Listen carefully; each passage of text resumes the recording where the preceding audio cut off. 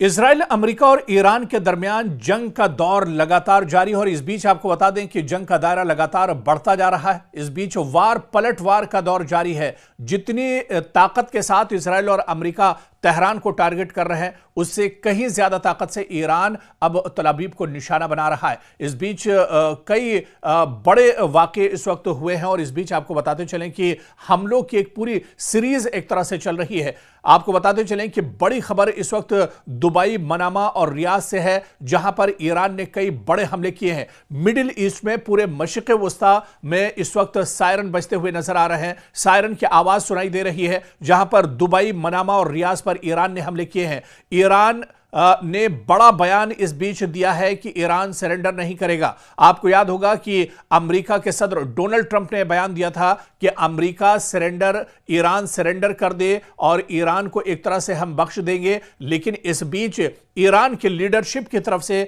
यह बड़ा बयान आया है। ईरान ने कहा है कि ईरान सरेंडर नहीं करेगा।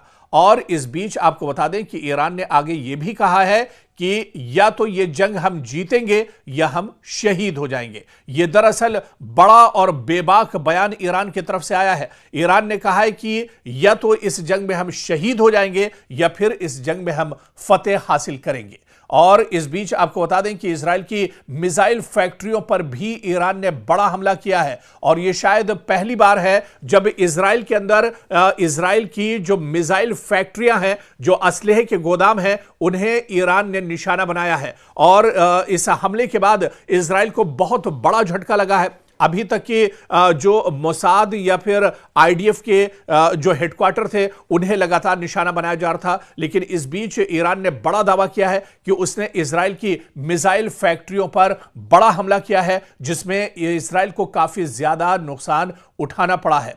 इस बीच एक और बहुत बड़ी खबर आ रही है। दरअसल ईरान ने अमेरिकी थार्ड को तबाह कर दिया है। जी हां, वो भी एक दो जगह नहीं, 3 जगहों पर अमेरिकी थार्ड को ईरान ने नुकसान पहुंचाया है। आपको बताते चलें कि ईरानी फौज ने अमेरिका के मिसाइल दिफाई निजाम थार्ड को निशाना बनाया है, जिस पर अमेरिका को बहुत ज्यादा नाज था, जिस पर इजराइल को बहुत ज्यादा घमंड था। मुत्तहिदा अरब अमारात, उर्दन और कतर में वाक़े अमेरिकी रडार सिस्टम को निशाना बनाया गया है। सैटेलाइट तस्वीरों में वाज़ेह तौर पर इन तीनों ममालिक में ईरानी हमलों के नतीजे में होने वाली तबाही को दिखाया गया है। अब अमेरिकी हुकूमत के इस बयान का मफहूम वाज़ेह होता जा रहा है कि ईरान जंग खींचने वाली है, यानी ईरान की जंग अभी कुछ दिन और चल सकती है। क्योंकि जब यह जंग शुरू हुई थी, उस वक्त डोनाल्ड ट्रंप ने कहा था कि सिर्फ 1 हफ्ते या 10 दिन तक यह जंग चलेगी। लेकिन आप देख लीजिए कि 1 हफ्ता गुजर चुका है, लेकिन इजराइल और अमेरिका अभी तक ईरान को पूरी तरह से इस जंग में भेद नहीं पाए हैं। बल्कि जितनी ताकत के साथ इजराइल और अमेरिका की तरफ से ईरान पर हमले हो रहे हैं, उससे कहीं मजबूती और ताकत के साथ हमला ईरान की तरफ से लगातार इजराइल पर किया जा रहा है। पूरे इजराइल में दरअसल हाहाकार मची हुई है।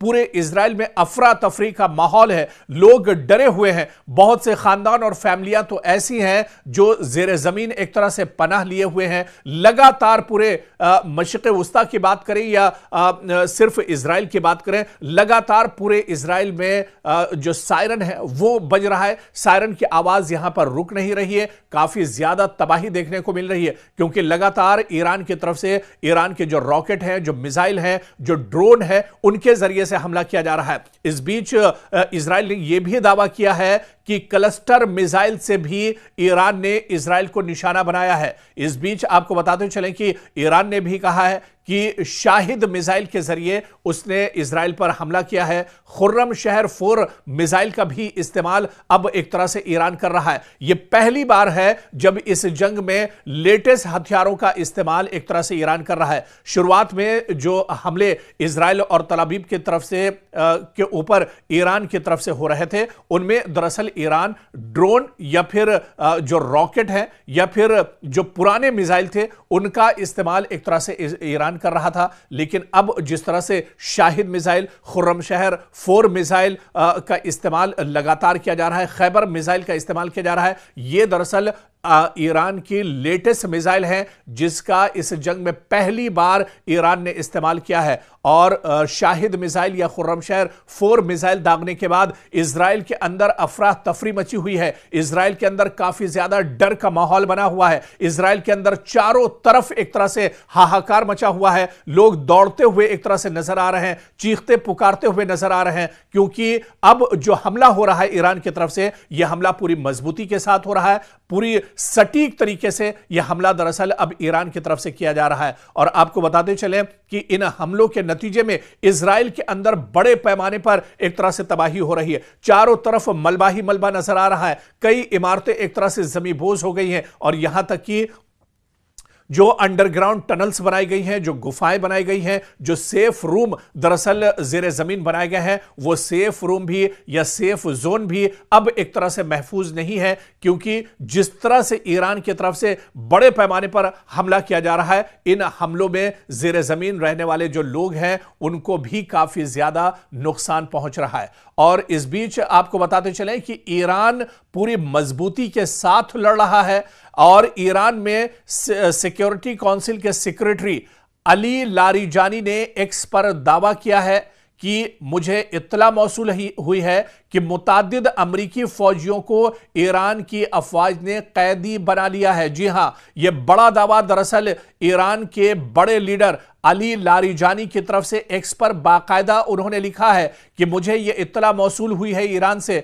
कि मुताद्दिद अमरीकी जो फौजी हैं उनको ईरान की फौज ने कैदी बना लिया है और उन्हें एक तरह से यरगमाल बना लिया गया है। खुद अली लारिजानी ने एक्स पर यह बयान दिया है। और इस बीच वहीं पर ईरान के एक और बड़े leader foreign minister Abbas Araghchi के मुताबिक ईरान के इक़दामात में शिद्दत की जिम्मेदारी दरअसल अमेरिका पर आयद होगी। यानी जितनी शिद्दत के साथ ईरान पर हमला किया जाएगा उससे कहीं ज्यादा शिद्दत पर ईरान एक तरह से इजराइल और अमेरिका को यानी दुश्मन को जवाब देगा। और ऐसे में अब्बास अराक्ची ने साफ तौर पर अलल ऐलान यह बयान दिया है। उन्होंने कहा है कि अगर ईरान को और ज्यादा मजीद या सख्त कदम उठाने पर मजबूर किया गया तो उसकी जिम्मेदारी अमेरिका और इजराइल पर एक तरह से आयद होगी। और इस बीच आप देखिए कि पूरे मशरिक़ वुस्ता में हमले रुक नहीं रहे हैं। पड़ोसी ममालिक पर दरअसल लगातार हमले हो रहे हैं, लेकिन ईरान ने एक बात यहां पर साफ कर दी है। ईरान ने कहा है कि पड़ोसी ममालिक पर हम हमले नहीं करेंगे जब तक कि वहां से कोई हमला नहीं किया जाता है। तो ईरान ने यह बात साफ कर दी है, क्योंकि ईरान ने पहले भी यह कहा था कि मशरिक़ वुस्ता में या मिडिल ईस्ट में जहां जहां पर ईरान ने हमला किया है, यह दरअसल जो मशरिक़ वुस्ता के ममालिक हैं, जो अरब ममालिक हैं, उन्हें टारगेट नहीं किया जा रहा है, बल्कि जहां पर अमेरिका की तंसीबात हैं, अमेरिका का साजो सामान है, अमेरिका की सिक्योरिटी फोर्सेस हैं, इजराइल के जो अलायंस फोर्सेस या उसके जो अलायंस ममालिक हैं, उन्हें दरअसल टारगेट किया जा रहा है। और इस बीच ईरान ने यह भी साफ कर दिया है, जब तक मशरिक़ वुस्ता का कोई मुल्क हमला ईरान पर नहीं करेगा तब तक ईरान भी कोई जवाबी कार्रवाई एक तरह से नहीं करेगा। और इस बीच आपको बता दें कि डोवियर एयरफोर्स जो कि अमेरिका में आता है, यहां पर एयरबेस पर सदर डोनाल्ड ट्रंप ने ईरान के साथ कशीदगी में हलाक होने वाले अमेरिकी फौजियों की लाशों का इस्तकबाल किया है। तो अब अमेरिका एक तरह से अपने फौजियों की लाशें भी ढो रहा है। अब आप देखिए कि दुबई में जो अमेरिकी फौजी मारे गए थे, ईरान के हमले में जो अमेरिकी फौजी एक तरह से मार गिराए गए थे, अब उन अमेरिकी फौजियों की लाशें एक तरह से अमेरिका पहुंच चुकी हैं। डोनाल्ड ट्रंप ने बाकायदा एयरबेस पर पहुंचकर इन लाशों का इस्तकबाल किया है और यहां पर अमेरिकी सदर के अहलिया भी उनके साथ मौजूद थी। और अब आप देखिए कि अमेरिका को जानी नुकसान भी इस जंग में बड़े पैमाने पर एक तरह से हो रहा है। डोवियर एयरफोर्स बेस से मौसूल होने वाली तस्वीर में सदर डोनाल्ड ट्रंप को अमेरिकी परचम में लपटे ताबूतों को फौजी तैयारे से उतारते हुए फौजियों को सलाम पेश करते हुए देखा जा सकता है। तो अब अमेरिका अपने फौजियों की लाशें एक तरह से ढो रहा है। हालांकि इसकी उम्मीद अमेरिका को बिल्कुल नहीं थी और अमेरिका यह मानकर चल रहा था कि हम जैसे ही जंग शुरू करेंगे ईरान एक तरह से हथियार डाल देगा, लेकिन ईरान ने यह साफ कहा है कि वो शहीद हो जाएंगे लेकिन दुश्मन को पीठ दिखाकर या हथियार डालकर नहीं भागेंगे।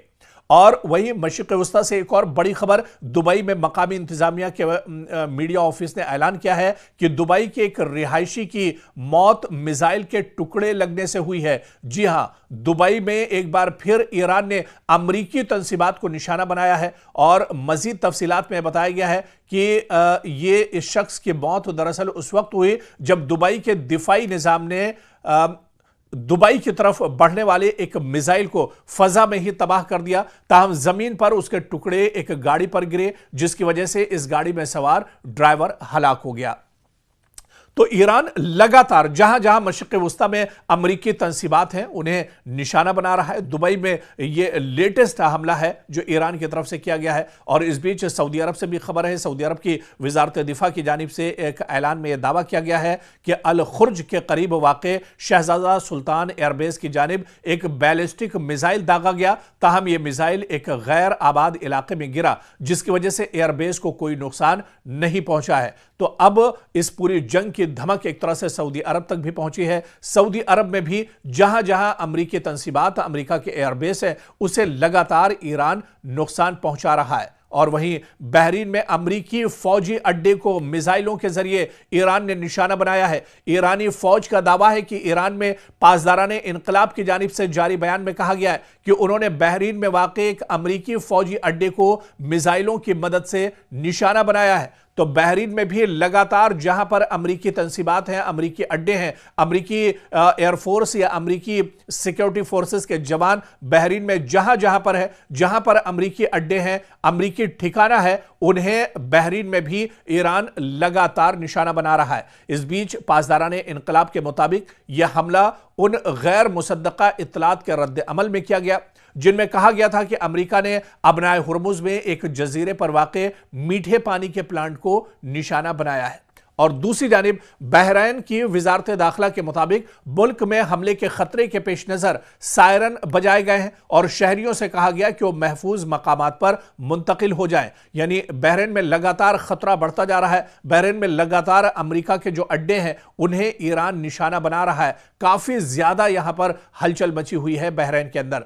और इस बीच आपको बता दें कि कतर से भी बड़ी खबर, जहां पर कतरी वजारत दिफा ने एक बयान में दावा किया है कि उसने कतर को निशाना बनाने वाले एक मिसाइल हमले को नाकाम बना दिया। तो कतर में, क्योंकि अल उदैद अमेरिका का सबसे बड़ा एयरबेस है और इसी एयरबेस पर कई बार ईरान ने हमला किया है, एक बार फिर से ईरान का मिसाइल अल उदैद एयरबेस की तरफ बढ़ रहा था, लेकिन कतरी वजारत ने अब तस्दीक की है कि जो मिसाइल के जरिए हमला किया गया था, दरअसल इस मिसाइल को नाकाम बना दिया गया है। कतर की वजारत दिफा के मुताबिक मुल्क के फजाई दिफाई निजाम ने इस मिसाइल हमले को रोकने के लिए कार्रवाई की है। ताहम बयान में यह नहीं बताया गया कि मिसाइल किस मुल्क या फरीक की जानिब से दागे गए थे, लेकिन जिस तरह से पूरी कशीदगी ईरान के साथ चल रही है, ईरान पूरे मशरिक़ वस्ता में अमरीकी तंसीबात को निशाना बना रहा है और जो इत्तेहादी हैं इसराइल के, उन्हें ईरान निशाना बना रहा है। ऐसे में यह कहा जा सकता है कि यह हमला ईरान की तरफ से दरअसल किया गया होगा। आप देखिए कि यह वाक़े ईरान के सदर मसूद पज़ेश्कियान के उस बयान के बाद पेश आया है जिसमें उन्होंने इस बात का इजहार किया था कि ईरान अपने पड़ोसी ममालिक पर उस वक्त तक हमला नहीं करेगा जब तक दूसरी जानिब से इस पर पहले हमला न किया जाए।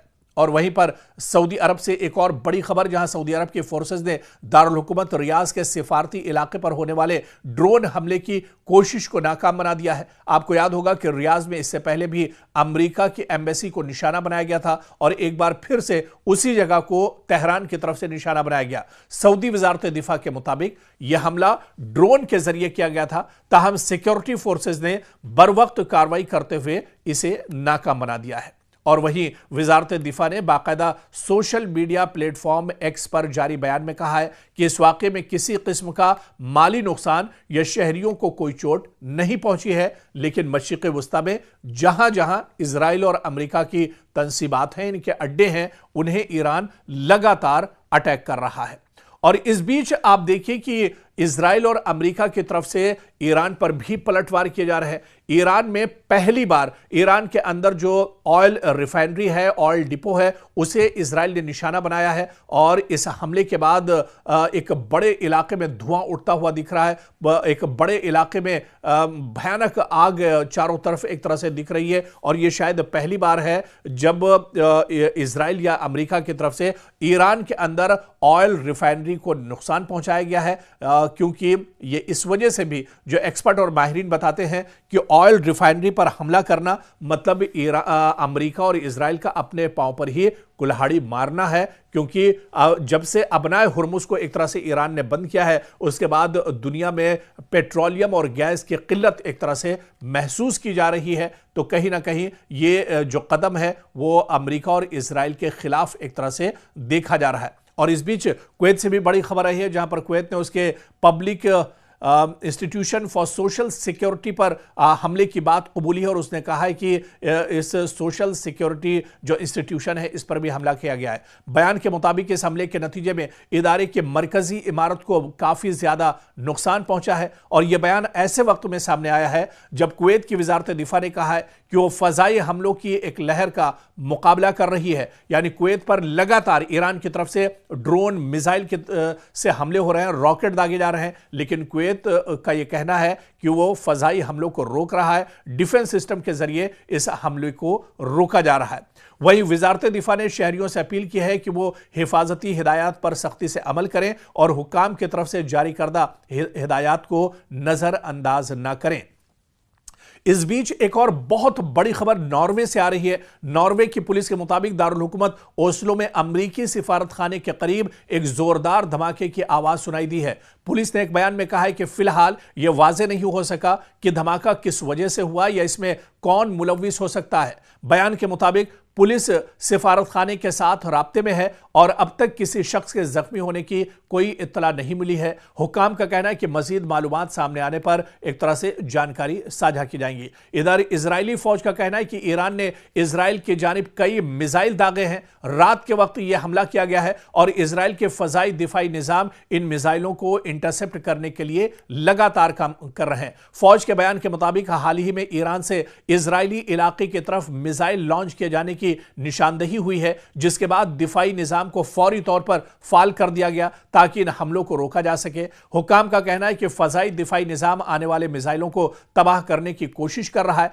और सूरत हाल की मुसलसल निगरानी की जा रही है। लेकिन इस बीच आपको बता दें कि भले ही इजराइल की तरफ से यह दावा किया जा रहा है कि उसका डिफेंस सिस्टम ईरान से आने वाले मिसाइल और ड्रोन को रोक रहा है, लेकिन इसके बावजूद इजराइल के अंदर काफी ज्यादा तबाही है और सबसे ज्यादा जो तबाही इजराइल के अंदर देखने को मिल रही है वो तल अबीब में काफी ज्यादा तबाही हुई है, हैफा शहर में काफी ज्यादा तबाही हुई है, यौमे बैत जो शहर है इजराइल का वहां पर काफी ज्यादा तबाही हुई है। बल्कि जो सबसे ज्यादा तबाही हुई है वो दरअसल एक तरह से देखिए तल अबीब में हुई है, जहां पर लोग अब अपने आप को महफूज नहीं कर रहे हैं। जो दावे इजराइल की तरफ से किए जा रहे थे, बिन्यामिन नेतन्याहू की तरफ से दावे किए जा रहे थे कि वो ईरान को मुंहतोड़ जवाब देंगे, वो ईरान के किसी भी हमले को एक तरह से नाकारा बना देंगे, तो एक हफ्ता गुजर चुका है और इस एक हफ्ते के बाद भी आप देखिए कि लगातार ईरान लगातार